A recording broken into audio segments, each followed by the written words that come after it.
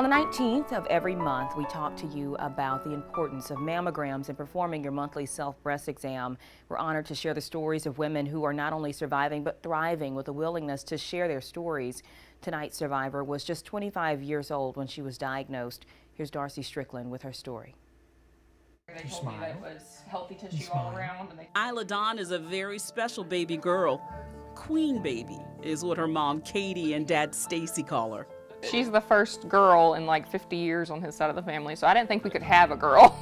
She's a miracle, 100%. She's not the only miracle in the Feaster home. Some might say her life saved her mother's. I wholeheartedly believe that was a God timing thing. There's no reason that they would have missed it otherwise. It's been a little more than a year since Katie was diagnosed with stage 2 triple-negative breast cancer. She was 25 years old. So I noticed things very quickly, and I found it in June, and I went to the Women's Imaging Center, had it scanned, and they told me that it was normal, that it was just normal breast tissue. There was no shadowing, so they weren't worried about it. And that was on a Tuesday, and that Saturday I found out I was pregnant. As her baby bump grew larger, so did her concern about the mass in her breast.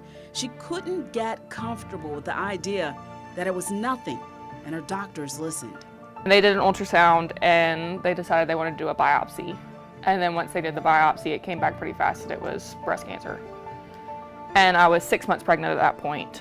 If they would have found it in my first trimester, they told me I probably would have miscarried. So them not finding it in June saved her life. And from there, the plan was to save Katie's life and get Isla here healthy. She was born at 35 weeks on February 1st, weighing 5 pounds, 10 ounces.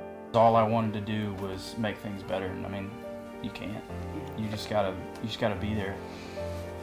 And even though you don't think you can, on the days where she doesn't feel like she's strong enough, I mean, that's my job. That's where I come in. Katie's treatment plan included 3 rounds of chemo while pregnant, 4 rounds after she delivered, a double mastectomy, and now a maintenance chemo drug.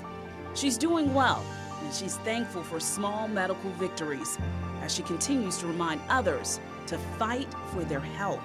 My grandma had breast cancer, and so did my great-grandma. I came back with 0 gene mutations. A lot of times when women that are my age get diagnosed, it is stage 4 because they've been told 100 times, well, you're 25, there's no way it's cancer. And if you have a doctor who you don't think is advocating for you, find a different one. Darcy Strickland, News 19, WLTX. And we certainly thank her for sharing her story with us. Health experts all agree early detection is the key to saving your life when it comes to breast cancer. Talk to your doctor about the right time for you to begin your mammograms, and don't forget to call your buddy to remind them to perform their self-breast exam.